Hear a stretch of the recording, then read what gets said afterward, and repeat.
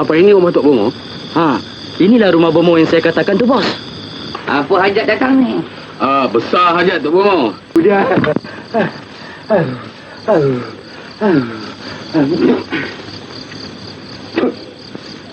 Apa teh? Tak tahu? Ada bawang? Saja gitu. Ni tanggai dia dah hantar. Oh, tangkai. Ini kata Mambang tadi tu nak ditanam di depan rumah Nora. Tangkai ini? Tapi masanya lepas jam 12 malam.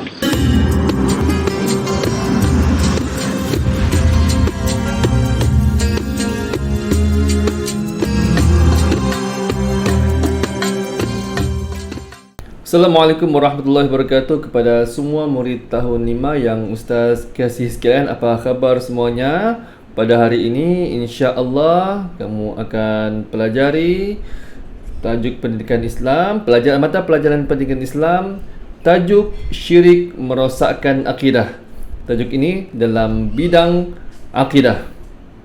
Insya-Allah pada kali ini Ustaz akan menerangkan berkaitan syirik, pengenalan, dalil dan hukum syirik itu sendiri. Tadi anda telah melihat bagaimana bomoh telah menjalankan ritualnya dalam dan menggunakan pelbagai cara seperti jin dan juga tangkal dalam ritual ataupun dalam filem itu tadi.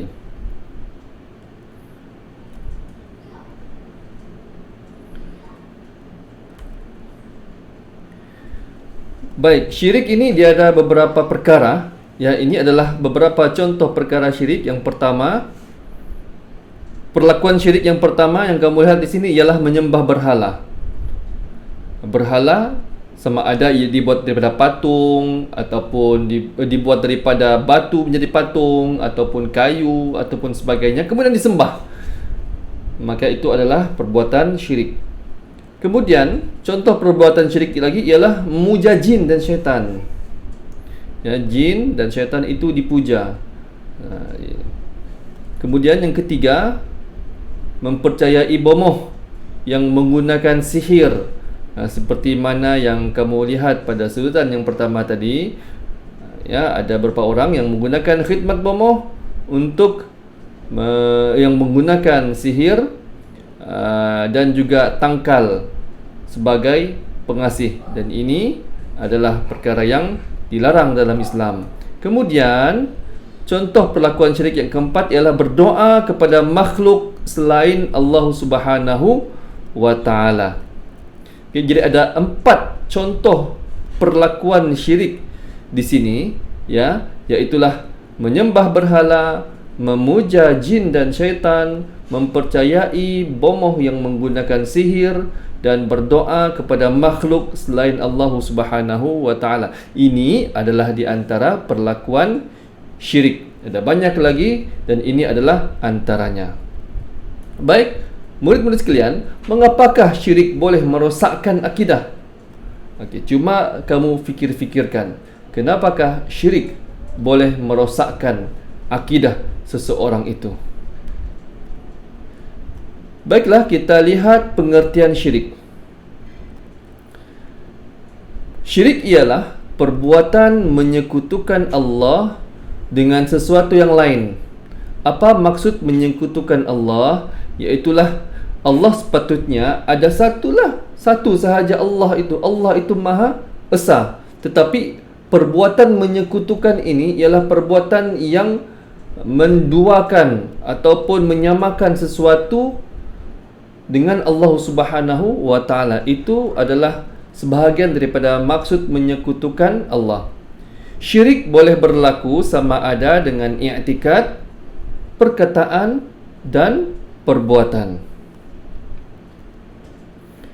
Kemudian dalil daripada ayat Al-Quran berkaitan dengan larangan syirik ini, ya, dalam surah Al-Baqarah ayat 22. Allah Subhanahu wa taala berfirman, "Fala taj'alu lillahi andadan wa antum ta'lamun." maka janganlah kamu mengadakan sembah-sembahan lain bagi Allah sedangkan kamu semua mengetahui. Kemudian hukum mensyirikkan Allah.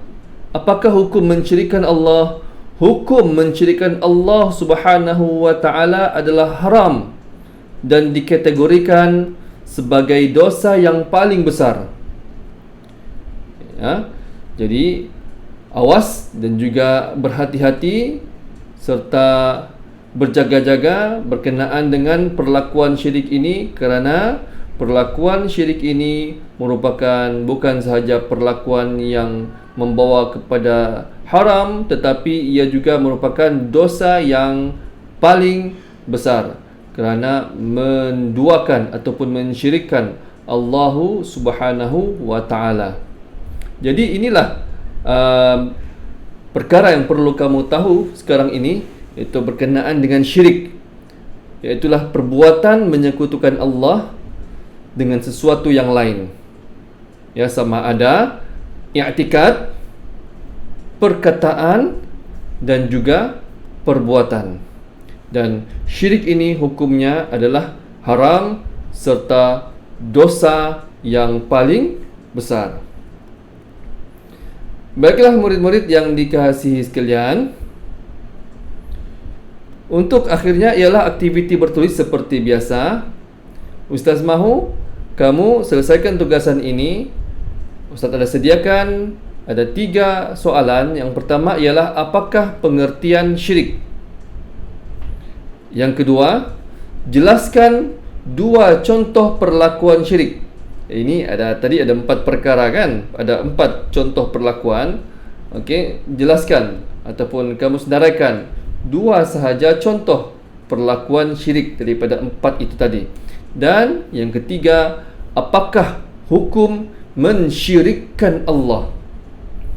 Jadi saya harap kamu dapat selesaikan tugasan aktiviti bertulis ini dalam buku tulisan kamu, dan boleh selepas itu hantar kepada Ustaz dalam bentuk gambar. Kemudian Ustaz akan semak dan juga nilai hasil tugasan kamu. Alhamdulillah, itu sahaja pelajaran kita pada hari ini. InsyaAllah kita akan bertemu lagi pada PDPR dan juga pelajaran akan datang di bahagian 2 berkaitan dengan syirik merosakkan akidah. Sekian, terima kasih. Assalamualaikum warahmatullahi wabarakatuh. Bye.